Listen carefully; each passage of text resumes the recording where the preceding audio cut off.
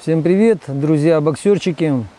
Сегодня у нас замечательный день, чтобы немножко поподробнее рассказать про психологию подготовки боксера к бою, какие постулаты используют тренера, в частности, какие постулаты использовал мой тренер, их всего 5.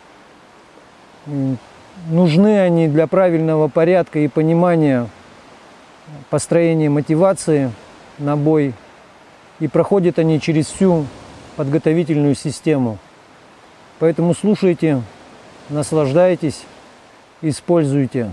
И один из громких постулатов, громкий по своему объему информации, это никогда не отступай и никогда не сдавайся. Что входит в эти определения? Не отступай, не сдавайся.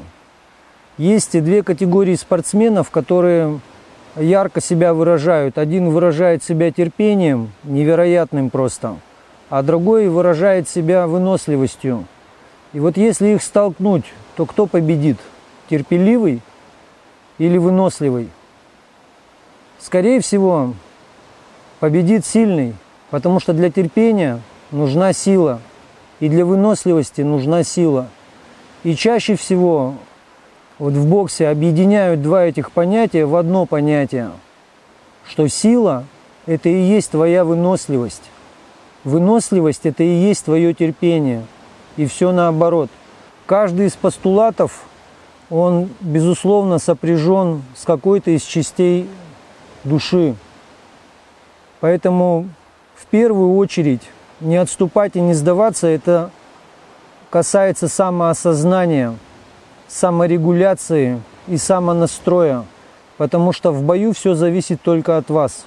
Не будет ни тренеров, ни секундантов, да никого не будет. Вы будете один на один с соперником. Вы будете один на один со своим арсеналом подготовленных, заготовленных вещей на бой.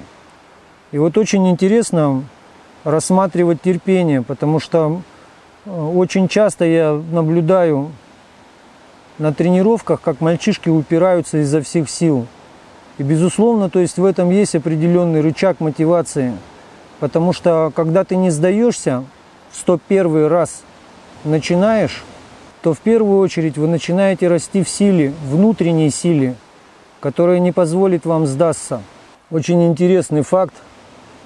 Однажды в детстве я увидел, как влупляется бабочка с кокона, вылазит.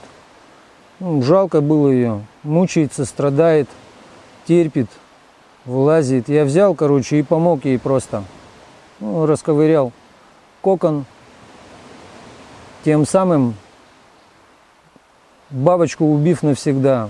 Бабочка как бабочка, но эта бабочка никогда в жизни не полетит. Потому что пока она борется и вылазит из кокона, она выделяет специальные особые химические вещества, которые укрепляют ее до такой степени, что она меняется изнутри, меняется по своему химическому, физическому свойству. Бабочка должна лететь. Поэтому путь, который она проделывает в муках и страданиях, рождает тем самым невероятную силу. Так и бойцы-боксерчики от часа к часу на тренировках вырабатывают этот специальный фермент. Потому что, наверное, самое сильное, то, что есть в боксе, это умение, как говорят, несмотря ни на что, продолжать вести поединок. Сила, смелость, уверенность, она приходит тогда, когда ты смотришь своему страху в глаза. Это очень важный момент. Чтобы было совсем понятно, какие качества вырабатывает у нас терпение. Тут есть притча от самого Иисуса Христа, которую он рассказывал своим ученикам, как устроено Царство Небесное. И то, что Бог ищет больше всего в людях. Это подобно купцу, который ищет дорогие жемчужины.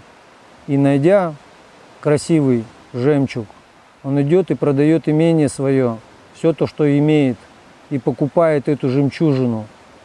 Понятное дело, что Бог купец, и он ищет жемчуг. Ищут жемчуг в людях. И вот что такое жемчуг?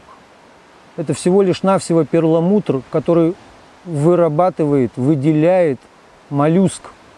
Когда в его раковину попадает и в его тело попадает раздражитель, который приносит ему очень много беспокойства, он начинает вырабатывать красивый, блестящий, неповторимый, уникальный перламутр.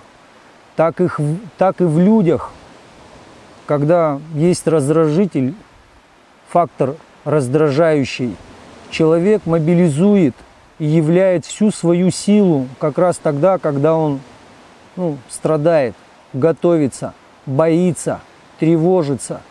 Все это помогает ему более конкретно фокусироваться на той цели, к которой он идет. И подобно этому перламутру, выработке этого перламутра, зреет сила, особая сила, которая ведет боксера, помогает ему в бою и очень сильно настраивает все то, что вы терпите, все то, что вы страдаете, это вам в помощь. Поэтому никогда не сдавайтесь, учитесь вырабатывать этот перламутр, чтобы вы подобно бабочке летели. Поэтому, парни, обратите внимание на то, как вы относитесь к своему собственному терпению и куда вас это приведет. Поэтому поверьте мне, тот, кто терпит, тот добивается всего. Нужно научиться эффективно решать свои проблемы, не ныть и не скулить, а идти вперед с одной поставленной целью — победить.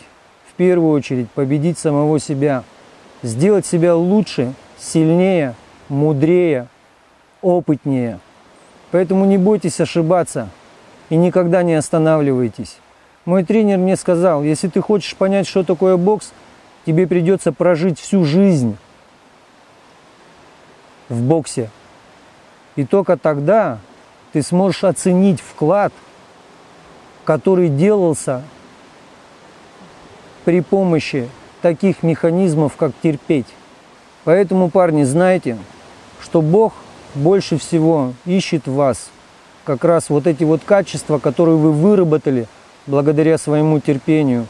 Вот эта вот прелесть перламутра, красивые жемчужины. Один мудрец сказал: мало разницы, потерпел ты несчастье или ждешь его. Мужествен тот, кто в несчастье добрым сумел быть. Поэтому, парни, добра вам, любви. Следующий постулат, который мы будем рассматривать: надо быть, а не казаться, парни.